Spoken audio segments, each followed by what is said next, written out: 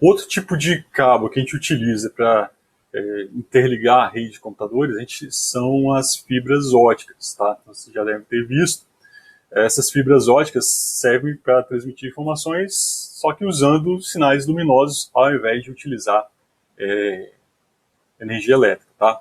A gente é formado, esse cabo é formado, né, por filamentos de sílica, né, ou de plástico, onde a gente tem um núcleo por onde trafega a luz, tá? A gente vai ter ele envolto aqui por uma casca também, né, de sílica ou de plástico, num índice de refração menor, tá? Que vai servir como se fosse um espelho. Ele vai servir, como ele tem uma característica, né, física, ótica diferente, o sinal luminoso que vai pelo núcleo, ele vai refletindo nessa casca como se a casca fosse um espelho. E aí mantendo, então, o sinal luminoso dentro do núcleo. Ele tem, na realidade, um índice de refração menor, então as ondas de luz acabam mudando de direção por causa dessa diferença de índice de refração. E existe uma capa externa aqui, né, para poder proteger, uma capa plástica para poder proteger essa estrutura, já que essa fibra, por ser de sílica ou de plástico, ele acaba sendo rígido, então ele poderia quebrar facilmente. Então, acaba tendo essa proteção para a fibra, tá? Mas qual é o princípio para o funcionamento? Então, já comecei a falar para vocês, né? A propagação da luz, ele acaba seguindo aí o princípio da ótica de refração, e que para a gente poder manter esse sinal luminoso dentro do núcleo ali, a gente tem que usar as propriedades de refração para poder, então, na realidade, impedir que esse sinal luminoso saia do meio físico, que é o núcleo, e vá para o meio externo, aí, que seria ali a casca dele, tá?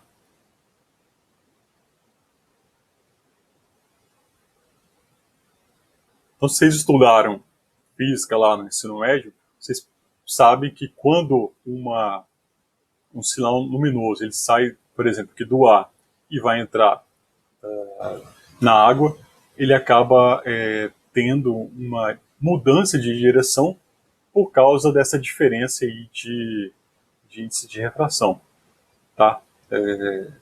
Porque a velocidade da luz muda e aí então com isso a gente tem a sensação de que ela também muda de direção. No caso que vocês fizeram um experimento aí com um líquido, né, um vidro e o ar, e colocaram alguma coisa dentro do copo, vocês vão perceber, né, vão ter a impressão de que o objeto está tá quebrado e está deslocado dentro daquele líquido. Mas isso basicamente ocorre por causa das várias mudanças de direção da luz ao passar de um meio físico diferente, do ar para o vidro, do vidro para o líquido, do líquido para o vidro de novo e voltando para o ar. Então acaba mudando as direções aí dessa luz, tá? Então ele muda de acordo com o meio físico, e quando a incidência do raio não é oblíqua, né, se não é direto, ele acaba mudando de direção. Ele acaba mudando de velocidade, então a onda é como se ele batesse e fosse virando ali o índice de refração menor, ele acaba diminuindo a velocidade e mudando de direção. Então esse fenômeno da refração, e a gente vai tentar montar uma estrutura que vai garantir de que o índice de refração externo seja diferente o suficiente para poder fazer com que a luz não passe, né, para o meio externo, mas sim reflita e se mantenha dentro aqui da estrutura que a gente está montando da fibra ótica, do núcleo lá da fibra ótica. Tá? Então os raios luminosos trafegam pelo núcleo e são refletidos pela casca. É lógico que esse fio também ele vai ter uma inclinação máxima que a gente pode ter, quer dizer, uma curva máxima que a gente pode fazer para poder evitar que esses raios saiam, né, do núcleo. Lógico, se a gente for dobrar muito esse cabo, a parte interna dele vai acabar quebrando e a fibra vai parar de funcionar de como ela foi projetada. Tá? No caso, então, a flexão interna da fibra está relacionada com o ângulo de incidência. Então, a gente vai ter, por exemplo, um laser ou um LED injetando feixes de luz dentro dessa fibra, mas aí, de acordo com um ângulo inicial que ele vai entrar, parte acaba se perdendo, né? Ele vai sair do núcleo e parte vai se manter dentro do núcleo, refletindo ali dentro. Então vai existir um ângulo máximo aqui de entrada desse sinal luminoso para que ele possa ficar preso dentro dessa estrutura da fibra ótica. A vantagem então dessa fibra ótica é que existe uma perda muito baixa, né, dos sinais que são trafegados por dentro dela, e aí a banda passante, então faixa de frequências que a gente pode utilizar dentro dessa fibra é virtualmente bem grande, tá? Então a gente pode trafegar várias informações por dentro dessa fibra sem que uma interfira na outra. Então eu posso ter frequências de luz diferentes, bastando ter filtros, né, no receptor que consiga separar essas frequências de luz diferentes, né, e aí pegar os vários sinais, né, que são transmitidos em paralelo dentro dessa fibra ótica. Então, a perda acaba sendo baixa, então a gente consegue ter longas distâncias, e a banda passante aí, né, então as faixas de frequência são grandes, então eu posso ter várias frequências de luz sendo trafegadas pelo mesmo meio físico, sem que isso gere interferência entre os sinais que estão sendo transmitidos. O pequeno tamanho dessas fibras, né, eles são bem finas para poder garantir que o sinal, o pulso luminoso fique dentro dele, tá? Por isso ele acaba tendo um peso pequeno. Então é possível ter várias fibras óticas formando um cabo maior, trafegando várias informações de vários clientes diferentes, né? Então acaba resolvendo o problema de espaço e condicionamento dos dutos, subsolos, isso é até para grandes distâncias também, cidades ou edifícios, né, comerciais. A imunidade à interferência eletromagnética também total, né, porque ele acaba não tendo interferência eletromagnética nos cabos, já que está transmitindo pulsos luminosos, não pulsos eletromagnéticos, né, e o próprio material, né, protege da interferência eletromagnética. A isolação térmica, não há tanta necessidade de se preocupar com aterramento, já que está sendo trafegado, são pulsos luminosos, e acaba tendo até na formação dela, utilizando materiais isolantes elétricos, né? E a matéria-prima também é abundante aí, que é simplesmente sílica, né? A partir de areia, extrai a sílica e monta então essas fibras óticas. Mas é lógico que, dependendo do processo, ele acaba sendo um pouco mais caro para poder fazer, porque ele vai precisar de algumas outras coisas para poder purificar esses materiais, tá? A desvantagem acaba sendo a fragilidade das fibras, já que ele é basicamente como se fosse um vidro, um pouco maleável, já que ele é fino, né? Então, se você não tiver o cuidado ali, dobrar a fibra, ele simplesmente vai partir e já vai estragar. Dificuldade de conexão, se partir uma fibra, então você precisa de equipamentos de alta precisão e caros, né, para poder fazer a emenda desses cabos. Depois eu coloco alguns vídeos para vocês lá no AVA, para vocês verem como que é feito então a soldagem dessas fibras. Quando vocês estiverem passando na rua, vocês vão ver, às vezes, alguma empresa fazendo esse serviço, né? Então, se passou algum caminhão lá, saiu arrebentando os fios todinhos, tem que baixar ali o cabo principal e pegar fibra por fibra, soldar fibra por fibra, né? Todos para que a sua rede volte a funcionar. Então, acaba sendo um serviço altamente especializado, consequentemente acaba sendo caro esse serviço, tá? Então, por causa dessa dificuldade de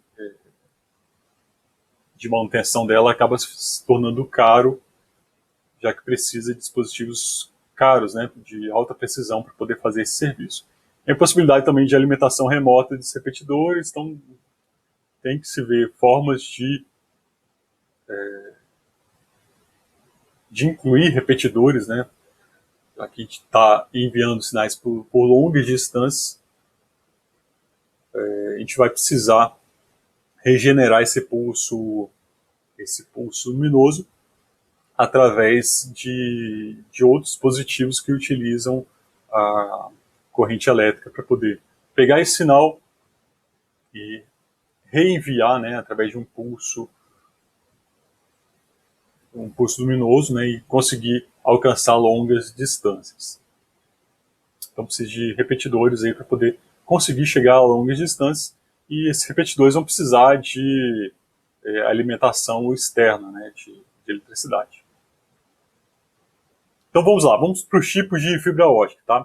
Então dependendo da quantidade, né, quer dizer, da tecnologia que foi criada, então há quanto tempo foi criada essa tecnologia, se a tecnologia é mais antiga, ele vai ter uma certa qualidade, uma certa distância máxima que ele pode alcançar, e se for uma mais nova, a gente vai ter uma qualidade melhor e, consequentemente, maiores distâncias, né, de transmissão de dados, tá? Então, dependendo do número, a gente classifica, então, essa fibra ótica de acordo com as tecnologias que eles foram surgindo, e é lógico também, a partir dessas tecnologias, a quantidade, assim, qual era a dimensão, né, desses núcleos, né? Quais formas que entravam a luz dentro dessa fibra, tá? Então, quando fala aqui, ó, a gente classifica os tipos dependendo do número de modos, né, que a luz propaga dentro dela. Então, são as direções, né, quantas direções que ela entra dentro da fibra. Ela pode entrar de múltiplos modos diferentes, a luz, então é chamada de fibras multimodo. Então, ela vai entrar em várias direções dentro da luz, vai ficar ricocheteando lá dentro em direções, né, múltiplas direções diferentes. E aí, então, vai ter no tipo degrau, que eu vou falar para vocês o que é, e gradual. E as fibras mais modernas, que são monomodo. O núcleo é tão pequeno que vai entrar somente um feixe de luz, quer dizer, em uma direção única, né, por dentro dessa fibra. E com isso, como não tem vários feixes de luz ricocheteando de forma diferente, esse feixe de luz pode ir uma distância maior, então é chamado de fibra monomodo. Então vai ter somente um modo, né, mono. Você vai ter apenas um modo de como a luz vai entrar dentro dela. Então a fibra multimodo.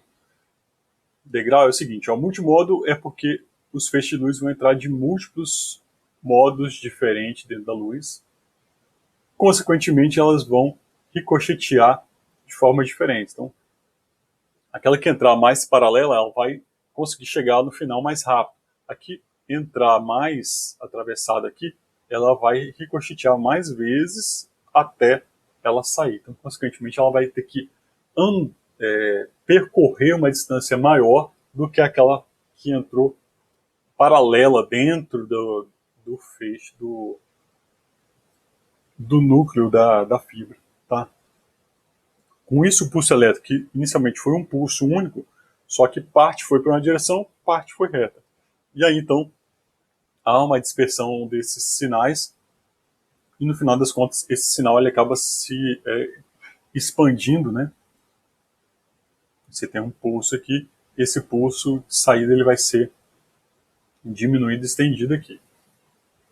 Como o índice de refração são dois diferentes, um para o núcleo e o outro totalmente diferente para a casca aqui, se for montar aqui um gráfico, a gente vai ter tipo como se fosse um degrau entre entre o índice de refração do núcleo e o índice de refração da casca. Então acaba formando um degrau no gráfico. Por isso, então, a gente chama de fibra multimodo, porque ele entra em múltiplos modos, e degrau porque existe apenas dois índices de refração diferente, um único para o núcleo e um único para a casca.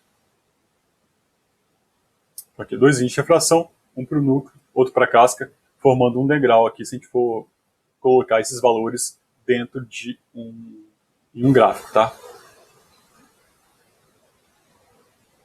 As fibras multimodo degrau, então, eles foram os primeiros tipos de fibra que foram comercializados. Em relação às atuais, ele acaba tendo um núcleo que é grande, né, comparado assim, em relação à onda da luz. Então, vão entrar várias ondas de luz em direções diferentes. Então, como eles entram em modos diferentes, eles acabam percorrendo caminhos diferentes e acaba tendo uma dispersão. Então, um pulso que ele saiu juntinho no ponto, dependendo da distância, ele vai estar afastado. Então, acaba limitando aí essa distância máxima, né, para evitar que os pulsos que saíram espaçados com a distância, eles acabam, tipo, o que está mais atrasado de um acaba sendo sobrescrito, né, pelo que está vindo do pulso seguinte. Já que os pulsos vão se alargando com a distância, eles acabam gerando uma interseção. Então você tem que limitar ao máximo o tamanho máximo dessa fibra por causa dessa dispersão dos pulsos. Então, nas fibras multimodo, quando os índices de refração do núcleo e da casca são constantes, há uma diferença grande entre eles e elas são chamadas de fibras multimodo de índice degrau, tá? Foi o que eu já expliquei. A evolução dessa fibra, então, foi fazer o seguinte: ao invés de ter apenas um índice de refração para o núcleo e um só para a casca, agora, na hora que for feita a fibra, é feito um índice de refração externo e um interno. Só que quando está montando a fibra, esses materiais eles vão se misturando, gerando um índice de refração intermediário entre o que estava no núcleo e o que estava externamente. Então ele vai criando uma graduação, né, desses dois índices de refração, já que os materiais vão se misturando e gerando, então,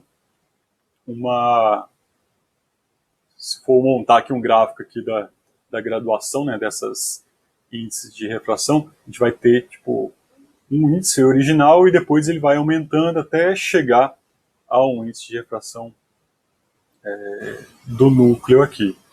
Ao ter essa graduação aos poucos, né, do índice de refração, o que vai acontecer com os feixes de luz? Quando ele estiver indo pelo núcleo aqui, vai ter um índice de refração maior, né? Então o feixe de luz ele acaba indo numa velocidade um pouquinho menor.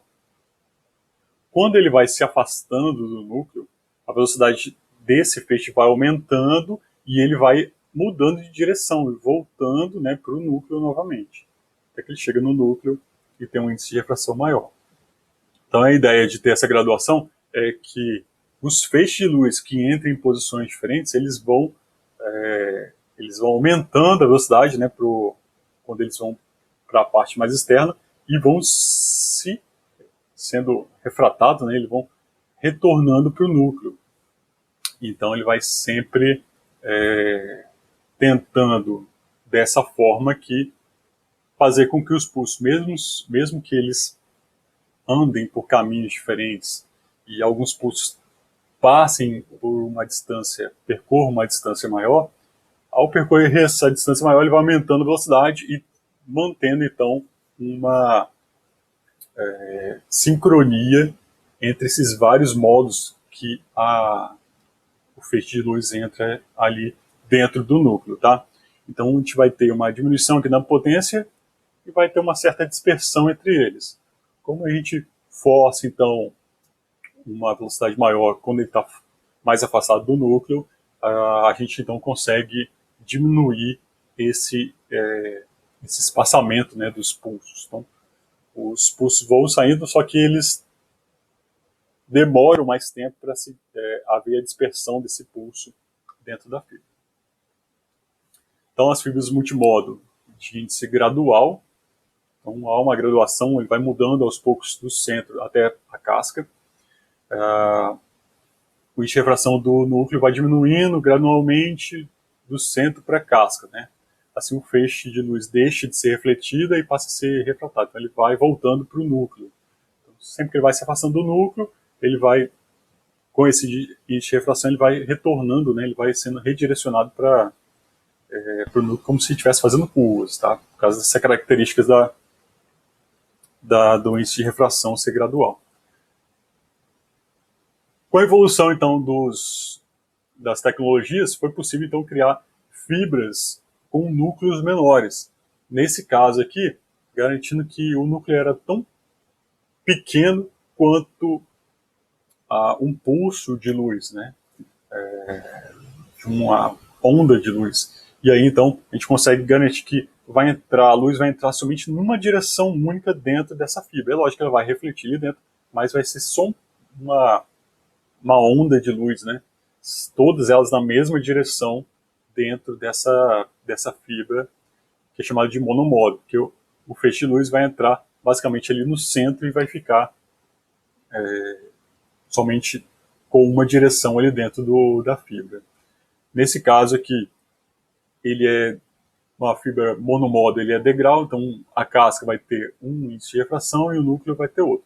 A grande vantagem é que ele tem um núcleo bem pequeno, garantindo que não vão entrar vários feixes de luz em posições diferentes. Vai entrar basicamente apenas um feixe de luz em uma direção única. Por isso que é monomodo. A luz entra de um modo único dentro do núcleo. Com isso, então, a gente consegue distâncias grandes, né, de quilômetro, 2, 5, 10 quilômetros. E aí, com repetidores, a gente pode ir aumentando a distância aí né, entre os pontos que a gente está interligando de mais de 50 quilômetros. Né? Então, a gente consegue até 50 quilômetros aí sem precisar de repetidores para essas fibras. Tá? Primeiro, porque o pulso acaba não tendo essa extensão, né, no pulso, o pulso acaba se mantendo único, já que ele entra de um modo único dentro da fibra. E aí esse tipo de fibra que é utilizado atualmente para interligar os continentes. Então, saindo do Brasil até a Europa ou até os Estados Unidos, vão existir cabos de fibra ótica monomodo, é lógico que não vai uma fibra, né, vai um cabo com centenas de fibras dentro, com repetidores tantos quilômetros e no fundo do mar, né, até chegar ao outro continente. Depois eu mostro para vocês, deixo uns links lá no ar para vocês darem uma olhada nos mapas mundi, os locais que existem, né, os cabos de fibra ótica submarinos aí, interligando os vários países. Tá? As monomodo então, possuem um núcleo com diâmetro um pouco maior do que o comprimento da onda da luz, tá? Mas aí então, nesse formato, a luz acaba se propagando como se tivesse somente em uma direção dentro dessa fibra. E aí então torna essa largura de banda, então quer dizer, as faixas de frequência que a gente pode utilizar dentro dessa fibra é virtualmente infinito. Vai depender apenas da tecnologia atual. Atualmente a gente tem uma limitação em algumas frequências de luz, tá?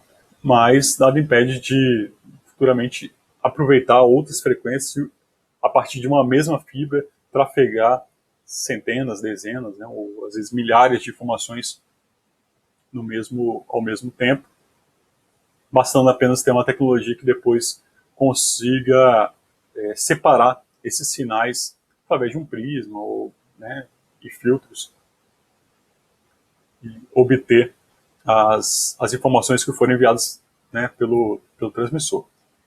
Geralmente as fibras monomodos eram fabricadas do tipo índice degrau, as monomodo, né, por causa do pequeno diâmetro do seu núcleo e a dificuldade de ligação entre o emissor de luz. Surgiram outros tipos de fibras aí, monomodo, né, de índice parabólico, triangular. Então, existem, tipo assim, o índice de refração interno dele tinha outros formatos para poder garantir que fosse possível enviar sinais através dele, tá? E permitir fibras aí com diâmetro aí 2 ou 3 vezes maior.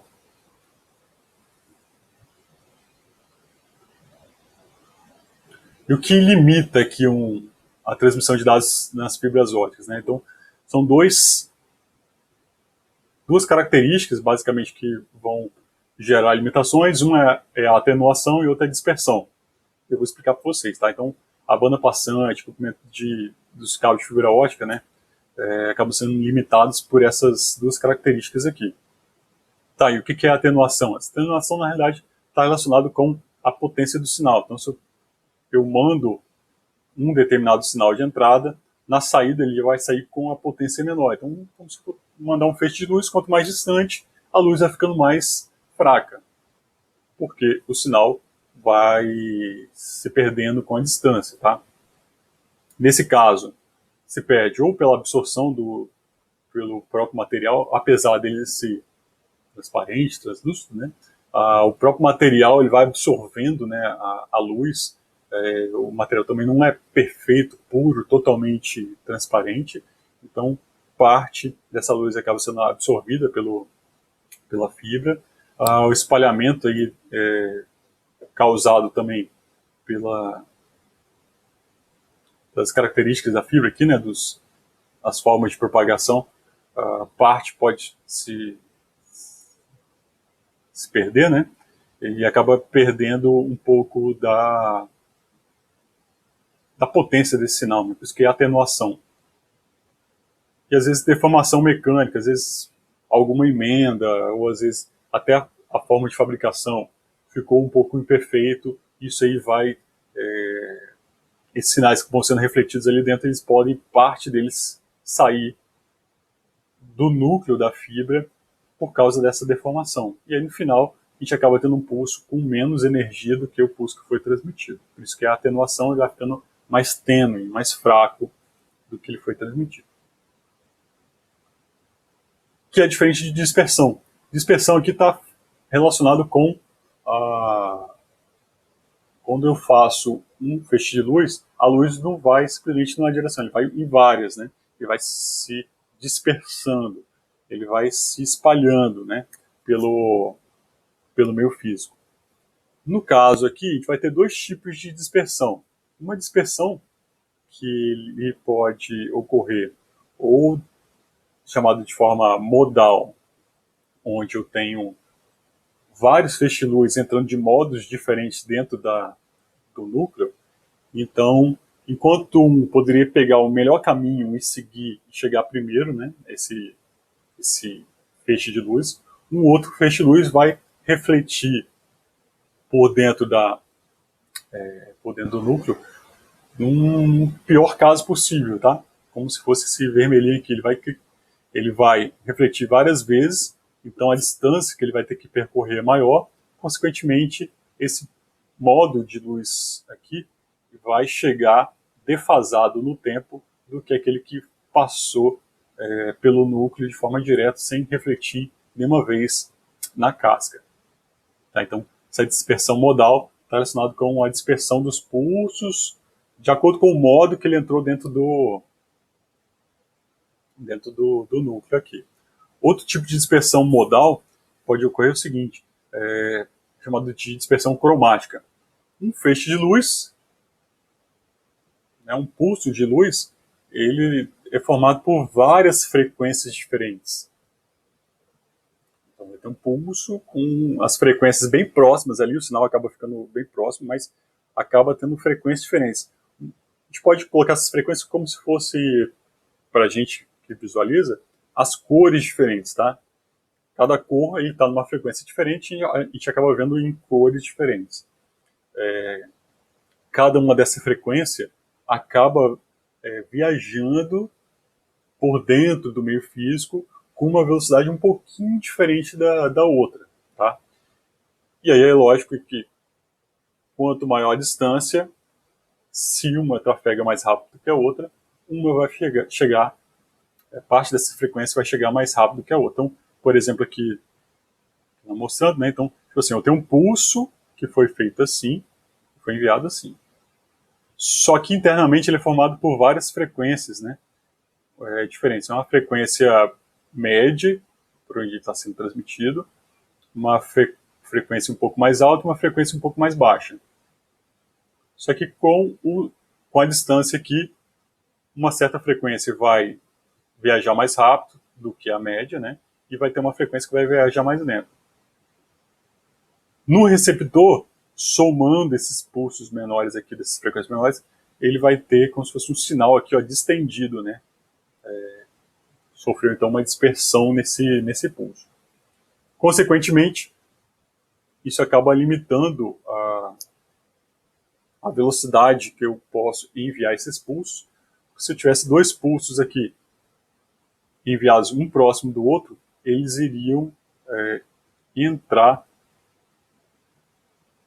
Se tivesse um outro pulso aqui enviado aqui logo em seguida, eles poderiam gerar aqui entre eles uma interseção, né? Uma interferência entre esses pulsos de acordo com a distância. Já que eles estão havendo uma dispersão, quanto maior a distância, vai chegar um certo momento que eles vão se fundir um no outro, sendo então difícil, né, ou impossível identificar qual que era o pulso 1, qual que era o pulso 2. Então aqui, em resumo, a atenuação, a dispersão aqui, ele causa um alargamento dos pulsos, e aí, consequentemente, eu tenho que, quanto mais rápido for a emissão dos pulsos, né, mais próximos eles vão estar um do outro, consequentemente, eu tenho que limitar o tamanho máximo aqui do meu cabo, para evitar que haja, então, essa interseção entre esses pulsos. No caso da atenuação, vai limitar o comprimento da fibra, né? Porque o sinal vai perdendo a potência, consequentemente eu vou ter que, em algum momento, regenerar aqueles pulsos. No caso da dispersão também, a gente acaba limitando também a velocidade, né? Não só a distância, mas o principal mesmo é a velocidade. Se eu tenho pulsos que são enviados cada vez mais rápido, consequentemente eles estão mais perto. Se estão mais perto, se houver uma dispersão, eles já vão rapidamente sobrescrever o que o outro está enviando. Então, a dispersão acaba também interferindo na velocidade máxima de transmissão desses sinais. Como é que funciona, então, o sistema de transmissão óptica aqui, né? Então, basicamente, a gente tem uma fonte de luz. Essa fonte de luz vai ter uma lente para poder direcionar esses feixes de luz para dentro da fibra. Através disso, a gente vai utilizar, às vezes, um prisma ali para poder escolher a frequência de luz que vai ser enviada, tá? Vai ter uma fonte de luz, a gente vai escolher uma daquelas faixas de frequência que consegue passar por aquela fibra óptica, e aí através de um filtro a gente vai escolher qual que é daquela fonte de luz, somente qual é a faixa de frequência que vai ser transmitida, tá? Isso aqui é feito para poder avaliar o meio físico e identificar ali quais são as melhores faixas de frequência que a gente consegue transmitir por dentro daquela fibra óptica, tá? Então na imagem aqui a gente mostra um esquema de um espectrofotômetro, né, para poder avaliar os melhores comprimentos de ondas que vão passar por dentro dessa fibra óptica aqui. E aí, se a gente for olhar o resultado disso, a gente poderia ver aqui o seguinte, ó, enquanto no ar aqui, o espectro da luz, da fonte de luz lá, do LED ou do laser, né, ao passar pela fibra ótica, a gente vai ver que somente algumas frequências aqui é que conseguem chegar no destino com maior qualidade. Então aqui, ó, a fonte de luz é essa toda aqui. Só que depois de passar pela fibra ótica, somente esses pontozinhos aqui, ó, é que conseguiram, né? Somente essas frequências aqui que conseguiram passar pela fibra ótica sem ser absorvidas, né? Ou tendo a menor absorção possível, tá? Então aqui embaixo é só dizendo o seguinte, ó, todo esse espectro aqui é absorvido pela fibra. Então a gente vai ter, então, depois dos estudos que o pessoal da área de infraestrutura fez, né? Decidiram então que essas faixas de frequência do espectro de luz é que são menos absorvidas pelas fibras, né? 780 nanômetros, né, de frequência, 850, 1300, 1550 nanômetros aqui de tamanho do espectro da luz, tá?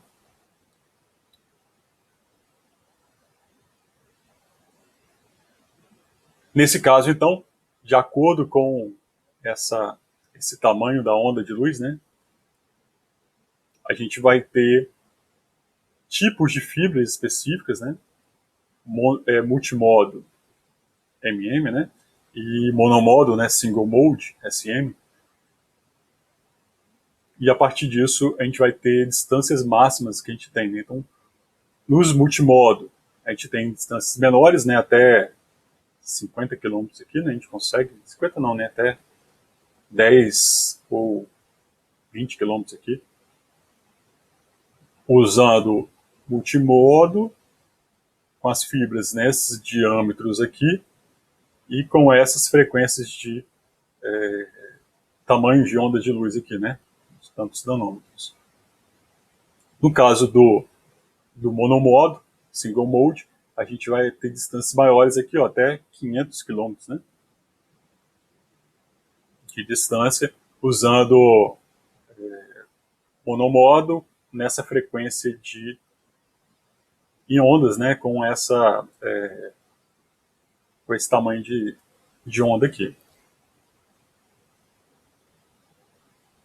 Então, de acordo com as características de atenuação das fibras, né, monomodo, multimodo, da atenuação, da dispersão, né, dessas fibras, se padronizou esses comprimentos de onda luminosos usando LED ou laser, né, que pode ser laser ou VCSEL, apresentados nessas colunas aqui, né. E as multimodos são utilizadas basicamente em redes LAN, que eu esqueci de mostrar aqui, ó, enquanto as monomodos estão mais voltadas para a rede de longa distância. Então, a velocidade de transmissão aqui da multimodo, a gente consegue chegar aqui a essas distâncias, né?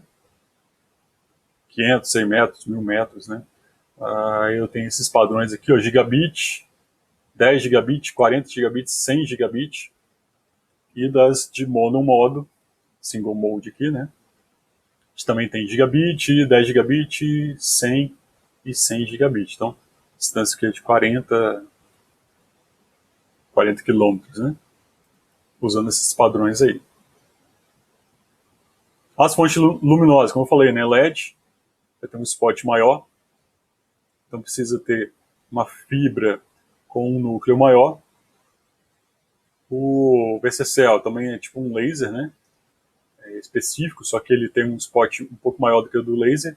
O laser ele já é um feixe de luz mais direcionado, por isso que ele é chamado de laser, tá? Então você precisa de núcleos, você consegue ter núcleos menores aqui, né, da fibra ótica para transmitir esse laser. Ele é mais potente, é mais direcionado, consequentemente é mais caro também, né? Mas são esses tipos de fonte ótica. Laser e LED, né? E um laser chamado aqui VCSEL.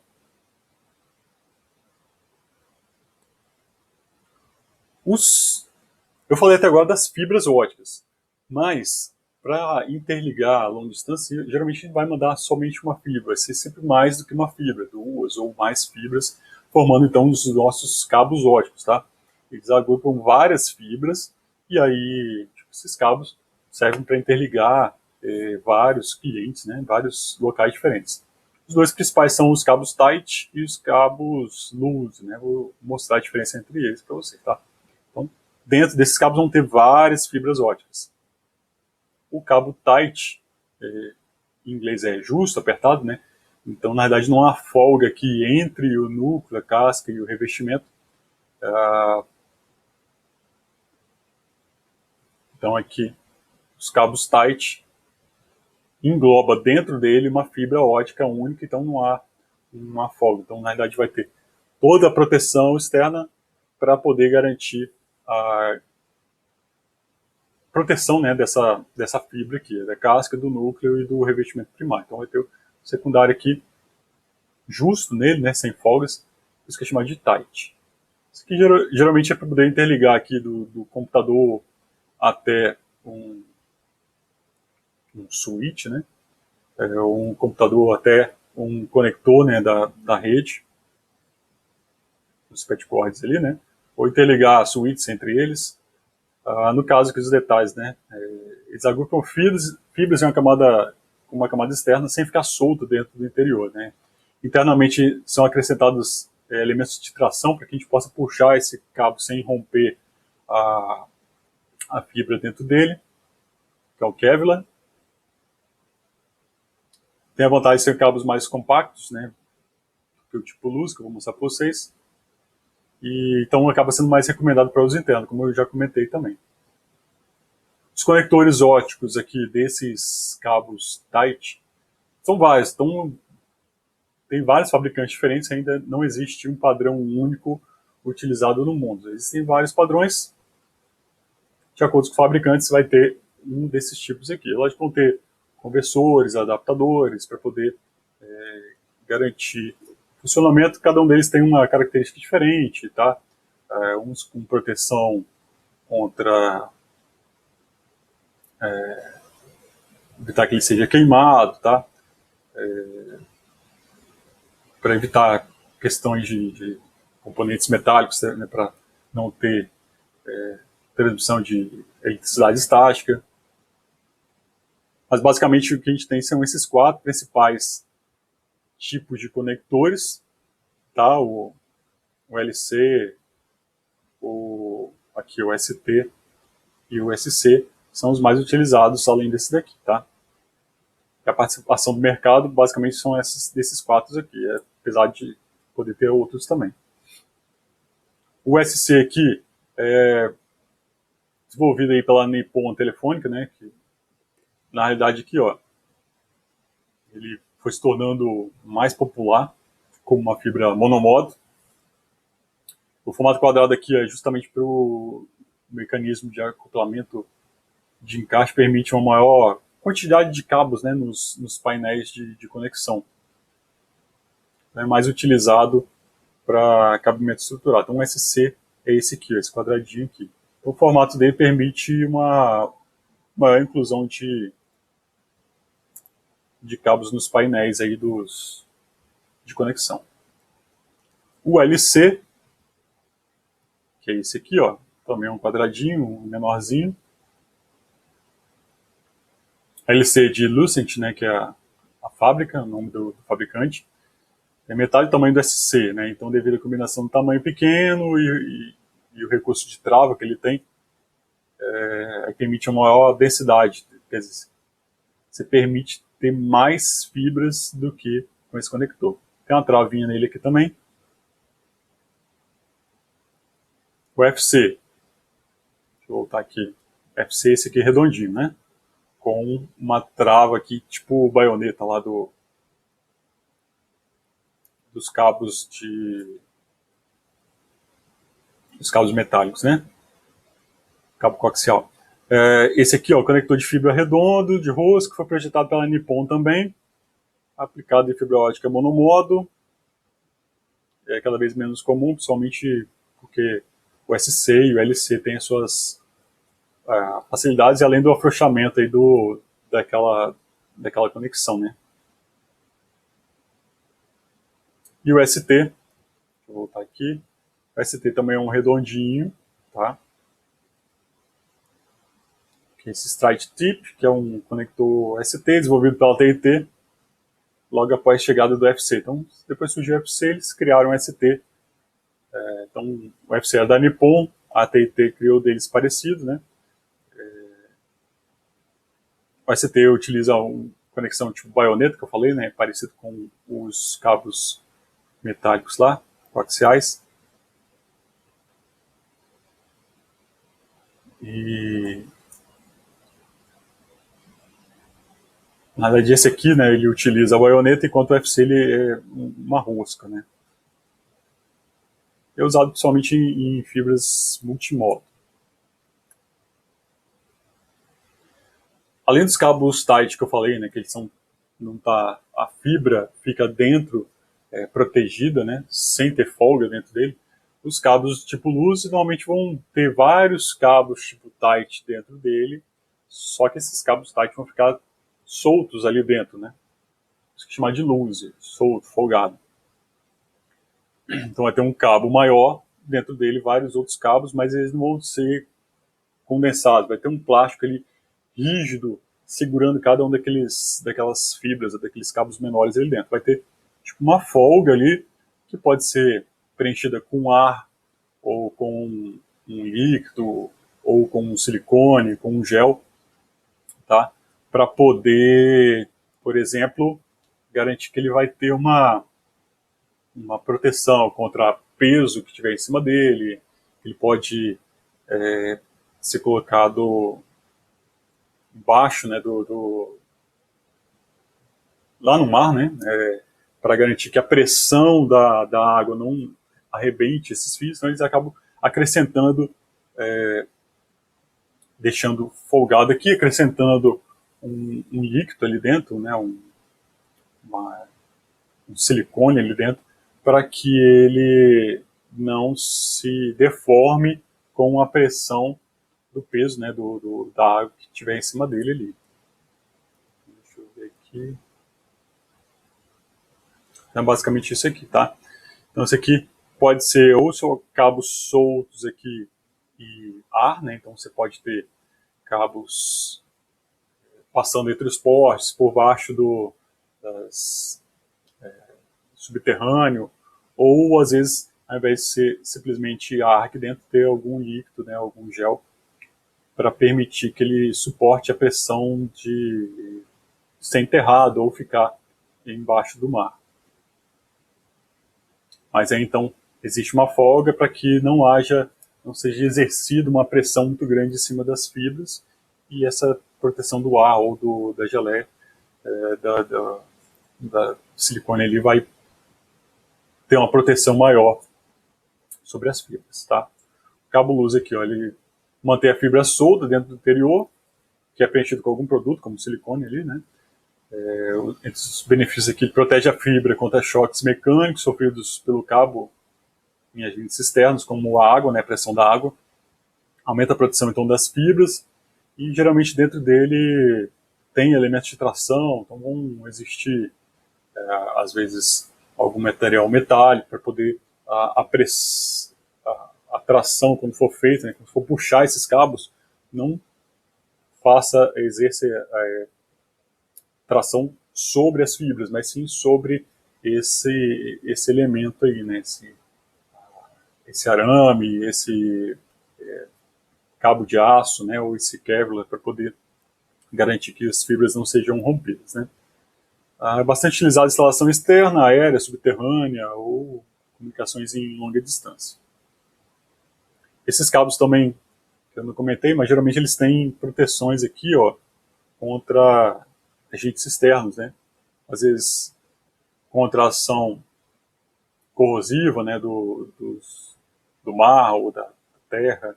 Às vezes um metal aqui para poder proteger contra roedores, né? Se for um subterrâneo, vai comer a capa plástica, mas vai chegar aqui e vai ter um metal, aí vai proteger a parte interna dele. Então, vão existir vários elementos aí, além do que protege a fibra, né? Vai ter outras proteções de acordo com o meio ambiente do meio, né, onde ele vai ser inserido. Caso a fibra precisa ter algumas emendas, né? Por exemplo, algum cabo arrebentou, vão precisar dessas emendas óticas aqui. Então, se vocês olharem para os postes, vão existir alguns tubinhos desses aqui. Se vocês olharem com calma, vocês vão ver que vai ter escrito ali cabos de fibra ótica, ou cabos especificamente de metálicos, né? Geralmente esses que ficam na vertical são cabos de fibra ótica, os que ficam na horizontal normalmente é de cabos metálicos, né? Internamente dentro deles vão ter as conexões aqui, né? As emendas, os cabos vão ser ou às vezes soldados, ou eles vão criar emendas aqui para poder fazer as conexões com aqueles conectores. Fazem emenda aqui nos conectores e faz aqui, mantém as conexões aqui dentro, tá? Poder garantir que as fibras voltem a se comunicar. Então aqui são as caixas de emendas, as emendas vão ficar protegidas aqui dentro dessas caixas. Se vocês repararem, existem também aqui tipo um rolo em volta aqui, seria a chamada reserva técnica, para garantir caso o cabo seja arrebentado em algum canto, você possa desenrolar isso aqui e puxar sem ter que fazer mais do que uma emenda, né? Então só vai fazer a emenda exatamente no local que arrebentou, e aqui desenrola e volta a puxar até o outro poste. Então esse foi o conteúdo aí da parte de meios guiados, tá? Então, lembrando, a gente falou sobre cabos metálicos, cabos de fibra ótica. Os cabos metálicos vão existir vários tipos, cabos de fibra ótica também, vão existir conectores diferentes, e relembrando aqui que a gente vai ter como que esses cabos são cabos mais finos, né? Cabos com maior quantidade de fibras dentro dele, então cabos tipo luz, cabos tipo tight, e as emendas acabam sendo feitas aqui, né, protegidas através de emendas ópticas, tá? Então, a próxima aula eu falo para vocês sobre meios não guiados, sem fio, onde a transmissão de dados é feita, né, através de ondas eletromagnéticas de rádio. Então, um abraço, fiquem com Deus e até o nosso próximo conteúdo. Tchau!